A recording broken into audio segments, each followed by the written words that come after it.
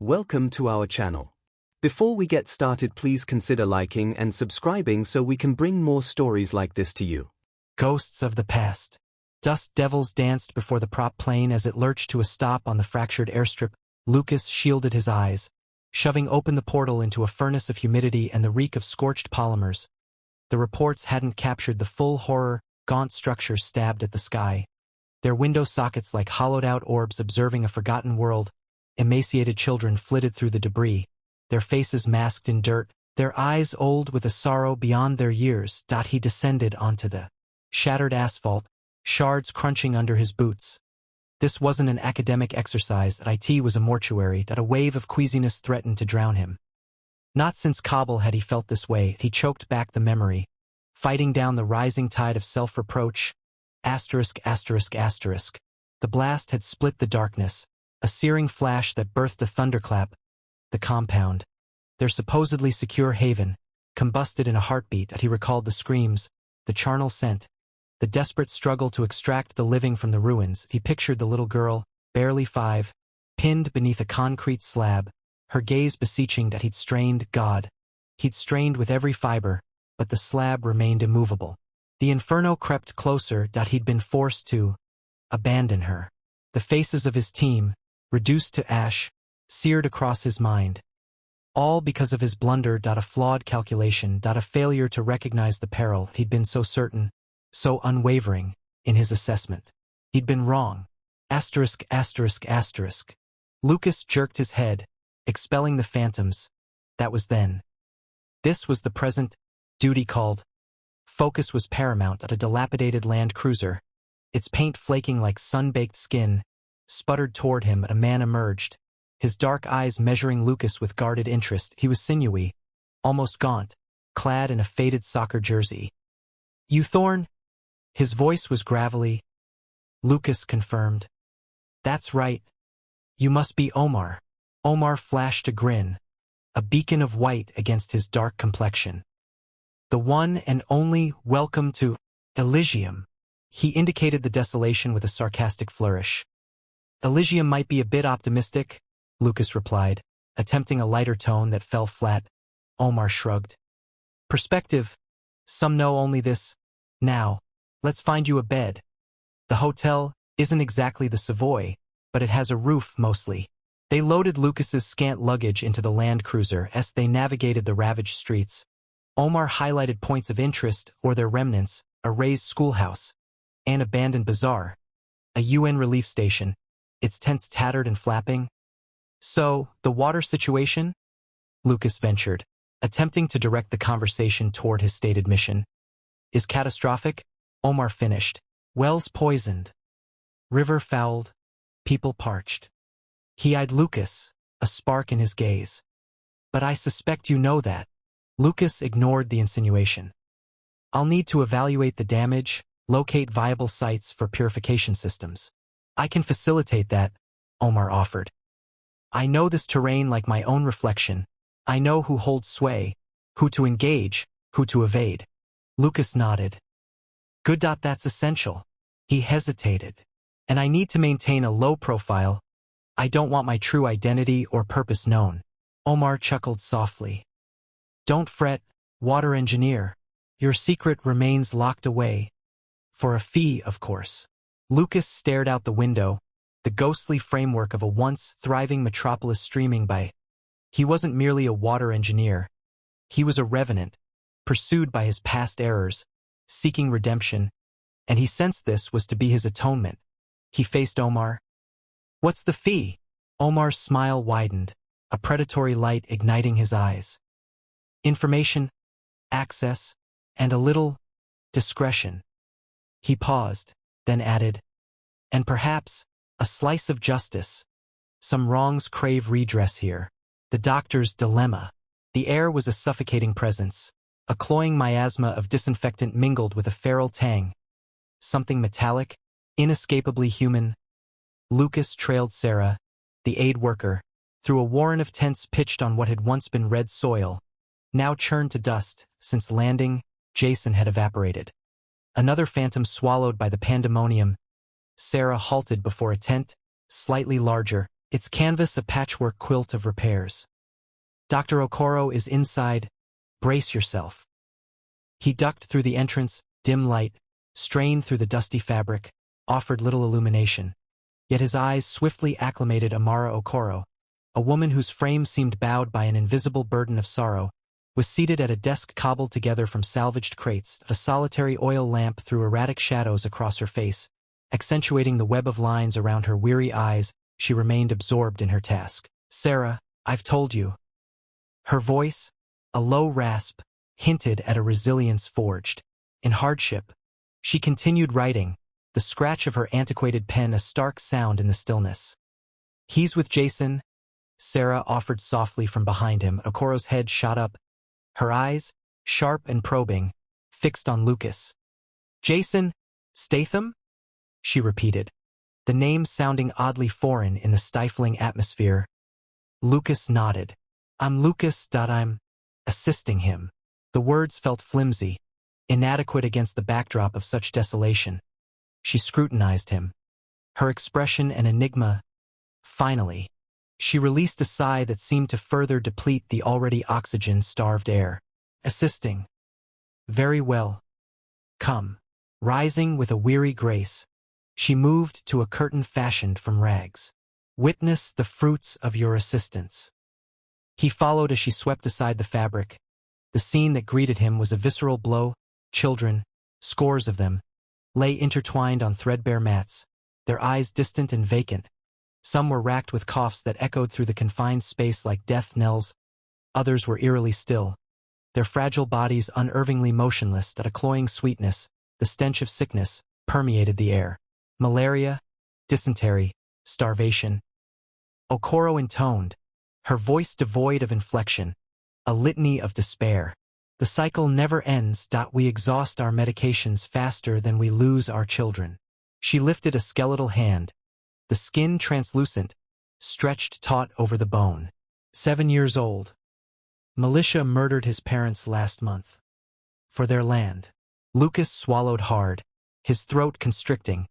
He had seen the statistics, absorbed the reports, but nothing could have prepared him for this tangible reality, the overwhelming immensity of the suffering.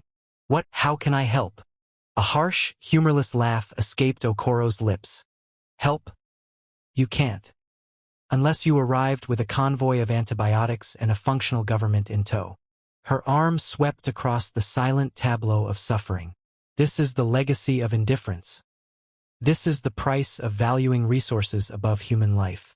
She guided him back to her makeshift sanctuary. "Jason, he comprehends this, doesn't he? This isn't some simple act of heroism." Lucas hesitated. He cares about the children.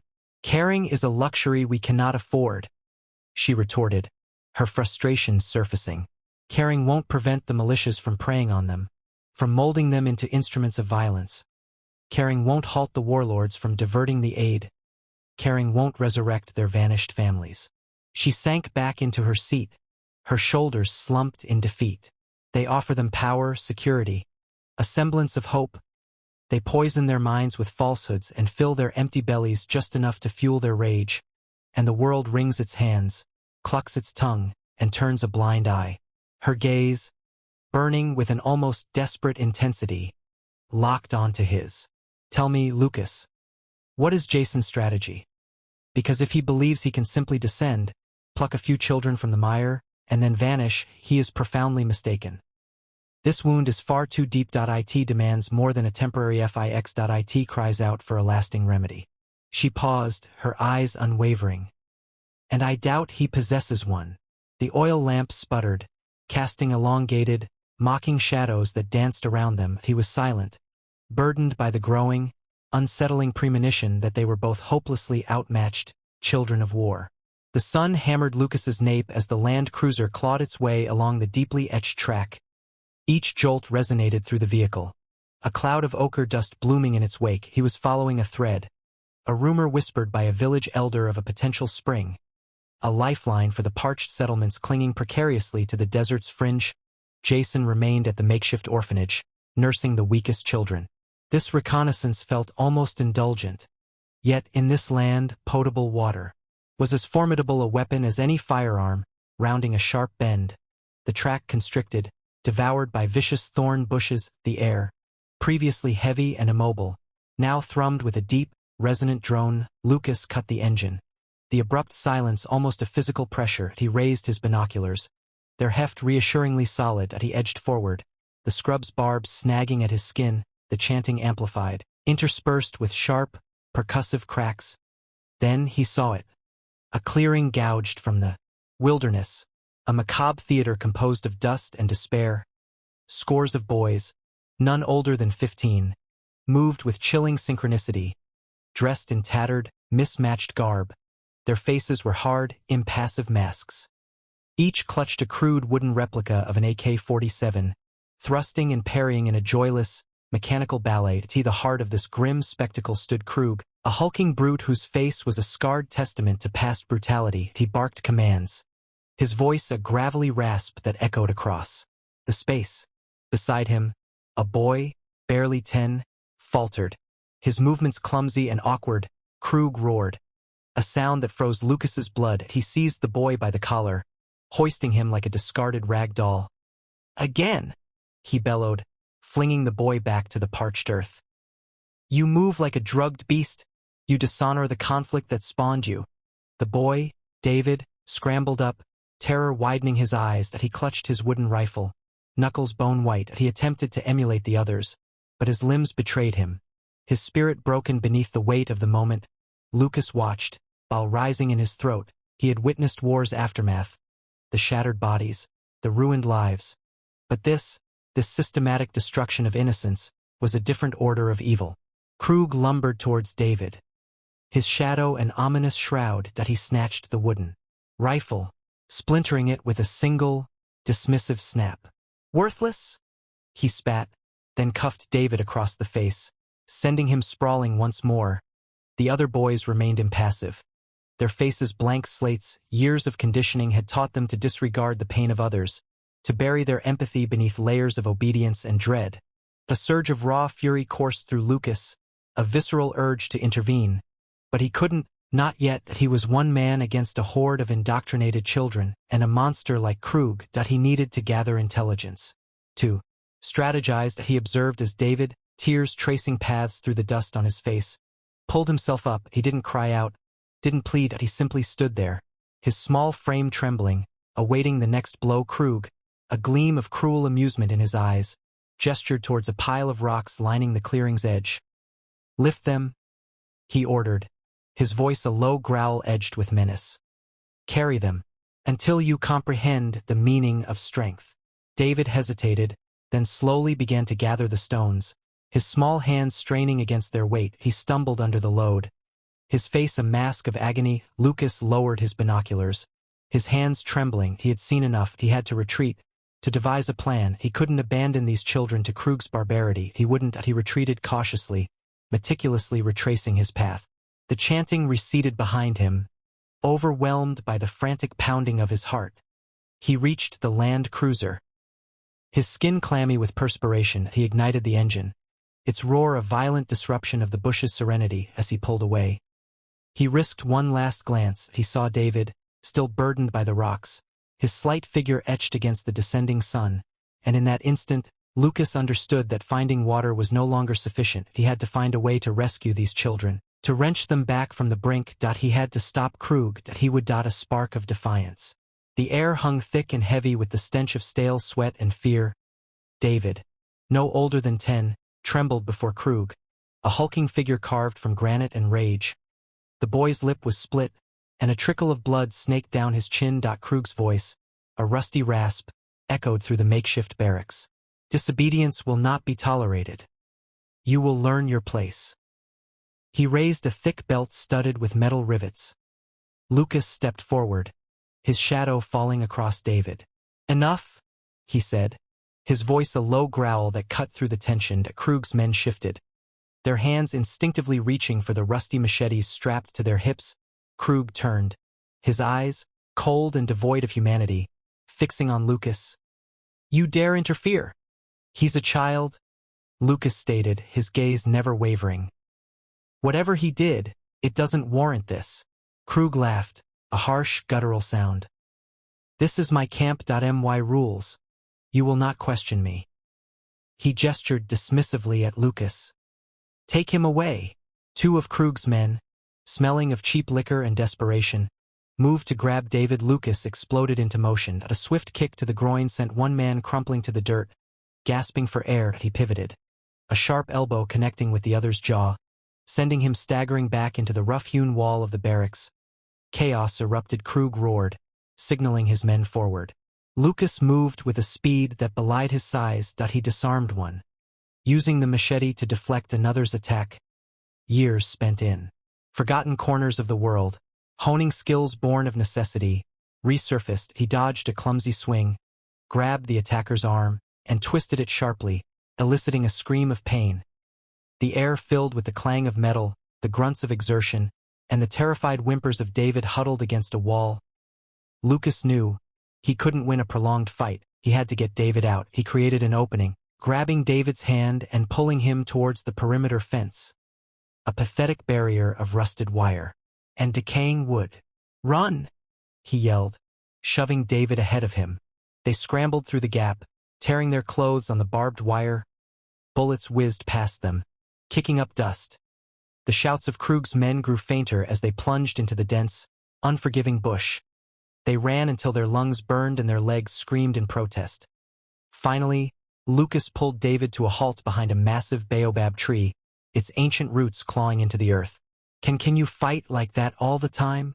David gasped, his eyes wide with a mixture of fear and awe. Lucas shook his head, catching his breath. Only when I have to. We need to get to Dr. Okoro. The clinic was a single-story building, its white paint peeling under the relentless African sun. A small red cross was painted above the door, a beacon of hope in a landscape of despair. The air smelled of disinfectant and something indefinably medicinal, a stark contrast to the stench of the camp. Dr. Okoro, a woman of formidable presence with eyes that held both compassion and weariness, met them at the door. She took one look at David, at Lucas's bloodied knuckles, and ushered them inside. Without a word. What happened? She asked, her voice calm but firm as she began to examine David's injuries. Lucas explained quickly, concisely, omitting any unnecessary details. He watched as Dr. Okoro cleaned David's wounds, her touch gentle but efficient. When she was finished, she turned to Lucas, her gaze piercing. You know you've brought trouble here, don't you? I had no choice, Lucas replied, meeting her gaze unflinchingly. I couldn't leave him there. Dr. Okoro sighed, rubbing her temples. Choice is a luxury we can rarely afford. Krug will come looking for him. He always does. She paused, studying Lucas. You have skills. Skills that could be useful. But they also make you a target. I'm aware of the risks, Lucas said. He saw the fear in David's eyes, a fear he knew all too well. He wouldn't let Krug take him back. Then you understand what you've committed to? Dr. Okoro said, her voice heavy with resignation. She opened a drawer and pulled out a worn medical kit. Let me clean those cuts. Then we need to discuss what comes next. The spark of defiance had been lit. Now, they had to figure out how to keep it burning. The cost of indifference.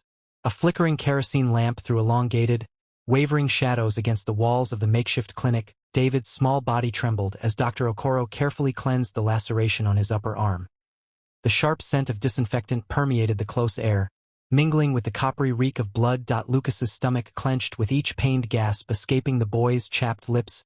Barely ate. David was a collection of jutting bones draped in tattered cloth, his eyes reflecting a terror that belonged in nightmares, not on a child. Almost finished. Hush now. Dr. Okoro crooned in Igbo, her voice a soothing melody against the harsh reality of the scene.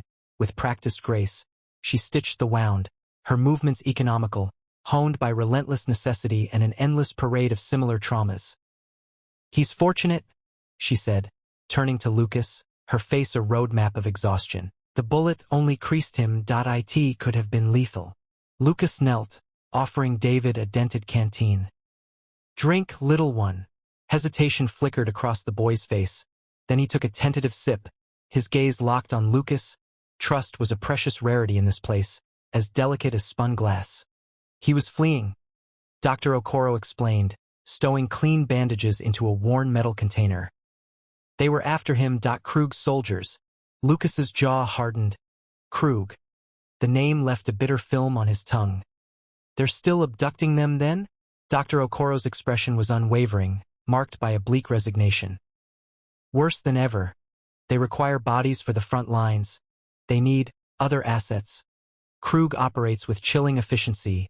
Lucas.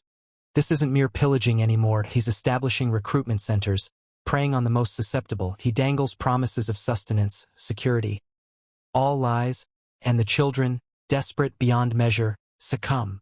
She swiped a hand through her close-cropped hair, leaving a glistening trail of perspiration. He's draining this land of its lifeblood, one stolen youth at a time. What other assets? Lucas asked, a knot of dread tightening in his gut. Dr. Okoro averted her eyes, her silence more damning than any explicit description. The air vibrated with unspoken horrors, with the weight of atrocities too sickening to name. Finally, she spoke, her tone barely audible. They exploit them in ways that defy comprehension. The girls. May God have mercy on the girls. A wave of incandescent fury washed over Lucas. His fists clenched, nails biting into his skin. He pictured his own children, safe and secure continents away, blissfully unaware of the savagery playing out here. He glanced at David, still shuddering despite the blanket Dr. Okoro had provided. Complicity, he realized, was a privilege he could no longer afford. I have to intervene, he declared, his voice raspy. I can't simply stand idly by. Dr. Okoro's eyes sparked with a conflicted blend of hope and trepidation. Intervention is perilous. Lucas, Krug wields considerable power. He controls the military. He possesses vast resources. I'm aware, Lucas responded. But I cannot live with the alternative. He rose to his feet, his resolve firm. Where are these encampments located? They're scattered throughout the jungle, Dr. Okoro replied, sketching a crude map in the dirt with her finger. But the primary one, the central training ground, lies north of here, in the vicinity of the abandoned diamond mine. It's heavily fortified. Fortified doesn't equate to impenetrable, Lucas countered. He surveyed the room, already piecing together a tentative plan. He needed weaponry, intelligence, and confederates. I intend to infiltrate that camp. I intend to extract those children. Dr. Okoro fixed him with an inscrutable stare. You are a reckless man, Lucas, she murmured. But an honorable one. She paused, then continued. I possess contacts, individuals who might offer assistance. But it is a precarious endeavor, and it will demand everything you have. Lucas met her gaze, unwavering. I am prepared to pay the ultimate price. He looked back at David, his eyes hardening with a steely conviction. These children would not be forsaken. Krug would not prevail. The cost of apathy was simply too exorbitant. Planning the impossible. The clinic's back room, normally sharp with the tang of antiseptic, now stank of day-old coffee and the palpable tension swirling around Lucas. He was bent over a table awash in blurry satellite images and hastily sketched maps. A deep crease etched between his brows. The pictures revealed Krug's compound, a hideous rash on the land. Tin shacks huddled around a central concrete block, all caged by high fences strung with concertina wire. Guards paced the perimeter, their shadows stretching long. Under the drone-captured afternoon glare. Too many gaps, Lucas grumbled, dragging a fingertip along the boundary. The cameras only cover the gate and the eastern flank, that western side, where it drops into the ravine. That's our leverage. Dr. Okoro entered, her face a mask of exhaustion. She set down a steaming mug of something that smelled faintly of swamp vegetation. The ground teams confirm your read fewer sentries to the west, but the ravine's laced with landmines. Mind? Blast it. Lucas slammed a fist against the table, making the mugs jump. Any idea about deployment? Depth of burial? Okoro shook her head. No specifics. Krug guards that intel fiercely. But I've already reached out to Jabari. He might have something concrete. Jabari point one of Okoro's contacts, an ex-militia man turned reluctant source. Lucas trusted Okoro's instincts implicitly. but he understood that every piece of information came at a steep price. Each whispered secret carried its own inherent danger. He picked up a photo, zeroing in on the main building.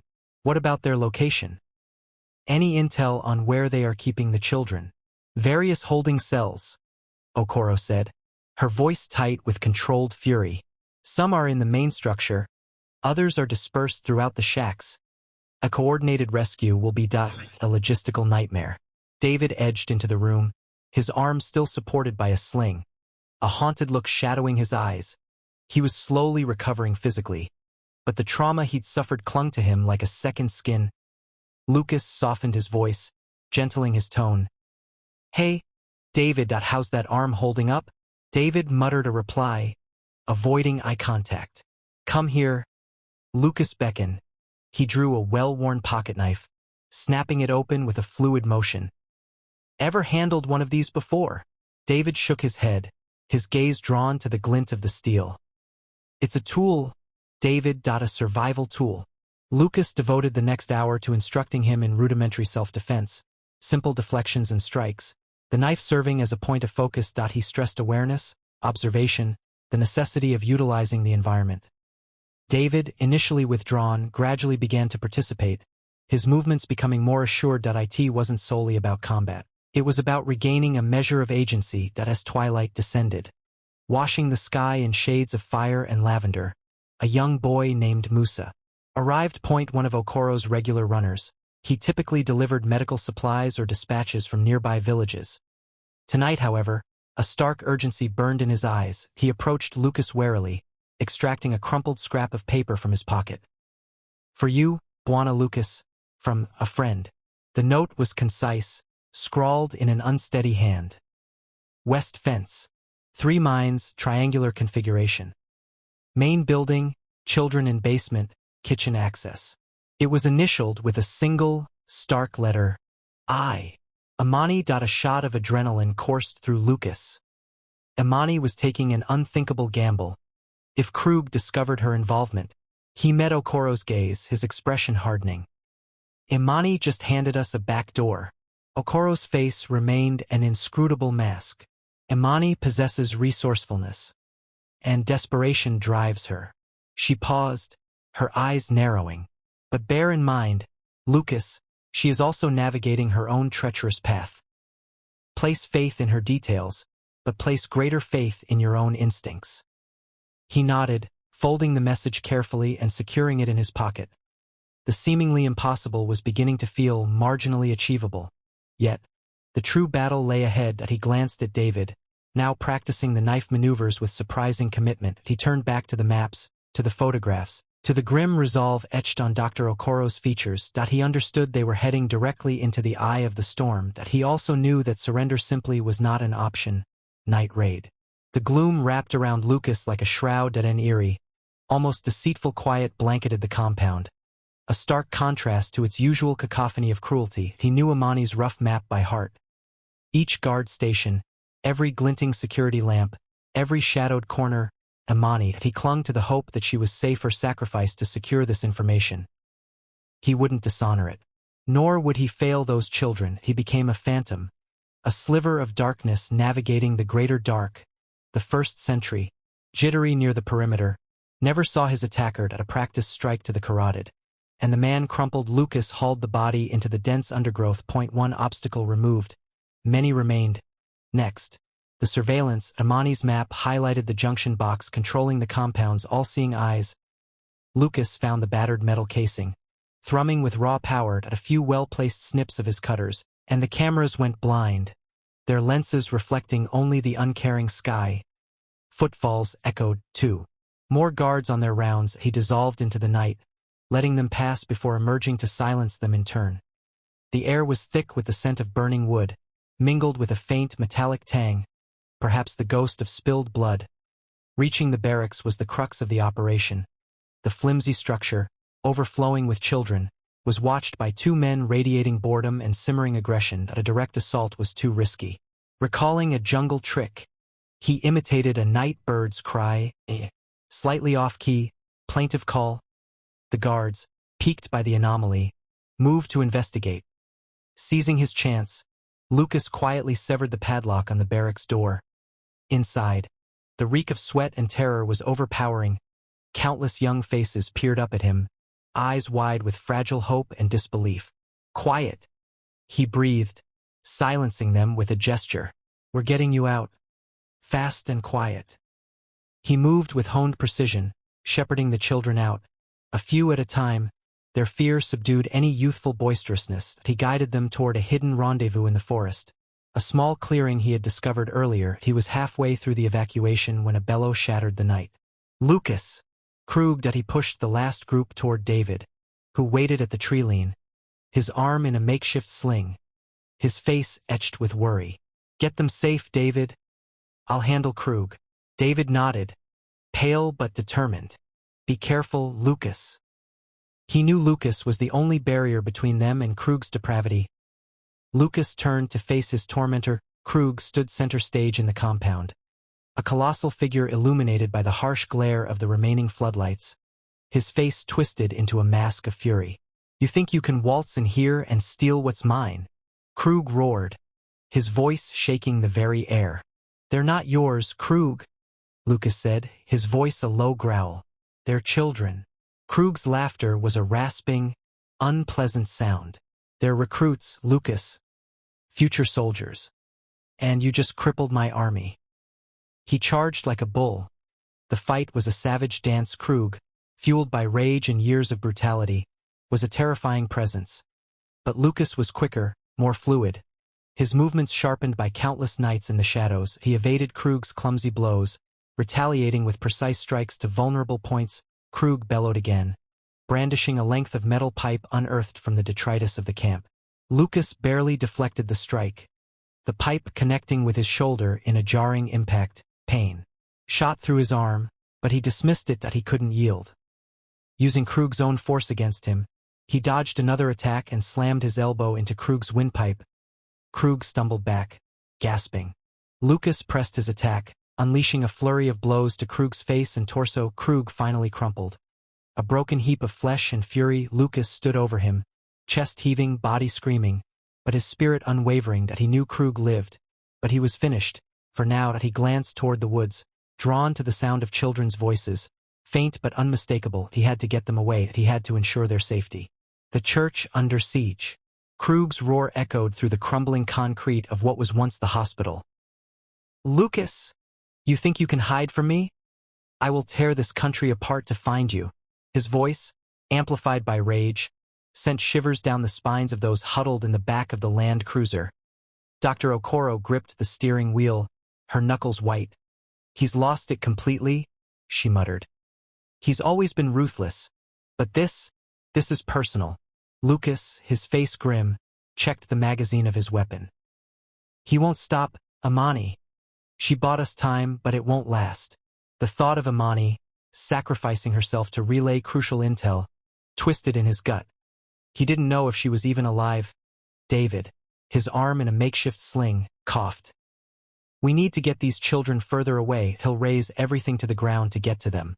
Okoro nodded, her gaze fixed on the road ahead. "The church, St. Michael's, that it's abandoned, but the walls are thick. It's our only chance."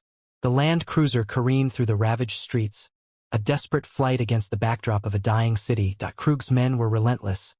The sounds of gunfire grew closer, punctuated by the sickening thud of bullets impacting metal. They reached the church, a skeletal structure of weathered stone. The stained glass windows were shattered, the roof partially collapsed, but it offered cover. Lucas and David scrambled out, ushering the children inside.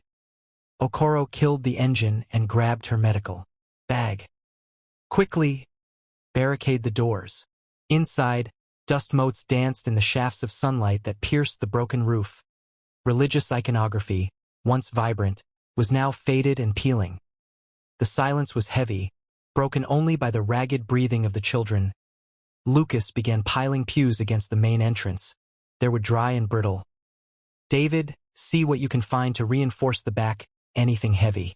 Okoro knelt beside a young girl, her face streaked with dirt and tears.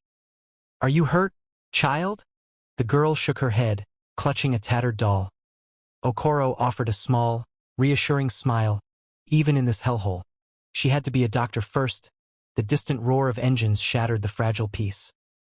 "They're here," Lucas said, his voice tight. He ripped a section of cloth from a discarded altar covering and began wrapping it around his hand. Reinforcing his grip on the weapon, David returned, dragging a heavy, ornate lectern. "It's not much, but it's something." He positioned it against the back entrance, wincing with pain. "We need to make this look less inviting," Lucas said, glancing around. He spotted a collection of broken glass shards near a window. "Okoro, help me with this." Working quickly, they gathered the glass and spread it across the floor near the entrance, creating a makeshift deterrent. It wouldn't stop them, but it might slow them down. Okoro surveyed their meager defenses. "It's not enough," she said, her voice laced with grim resignation. "But it's all we have." She took a deep breath and looked at Lucas. "What's the plan?" Lucas met her gaze, his eyes reflecting the flickering candlelight. "We hold them off. We protect these children. That's the only plan that matters." He checked his weapon again, the cold steel a comfort in his hand. "This is it. The church under siege. Let's make sure they regret ever coming here. A future worth fighting for."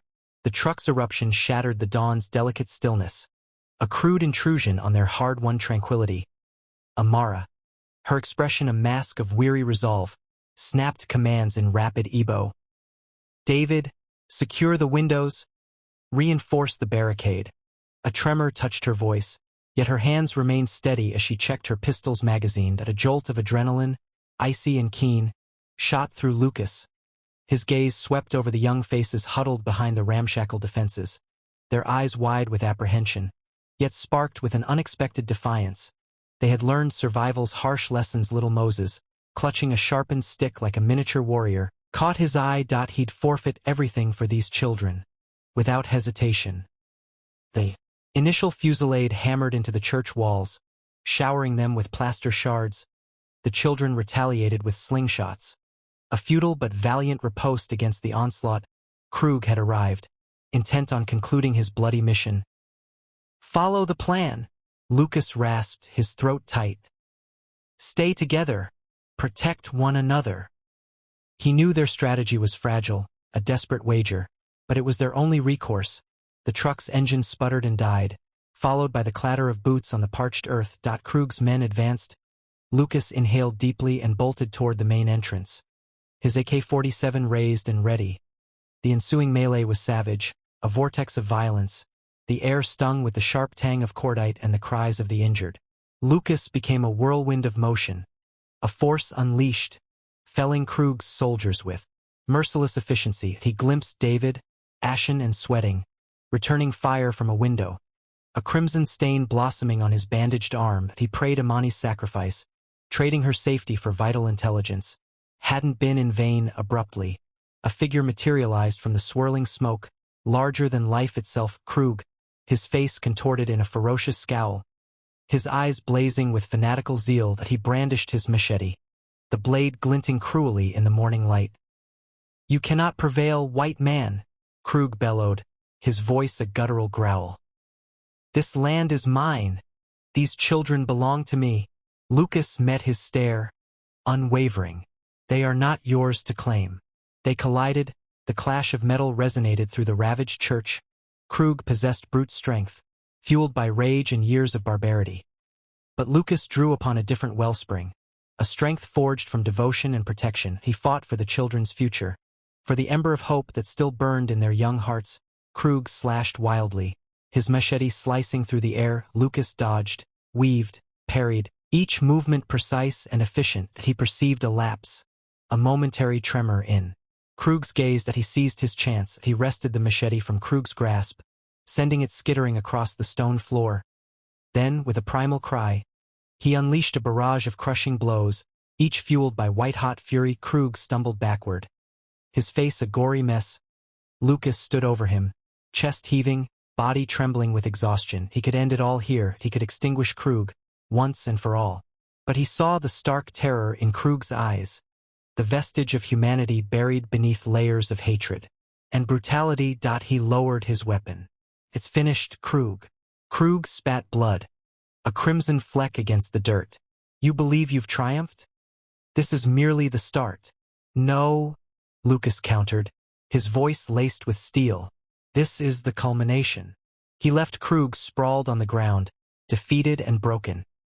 The remaining militiamen, witnessing their leader's downfall, scattered and vanished into the dense undergrowth.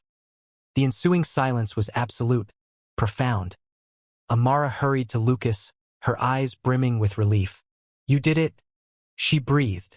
You actually did it. He looked at her, his expression somber. It's not yet over.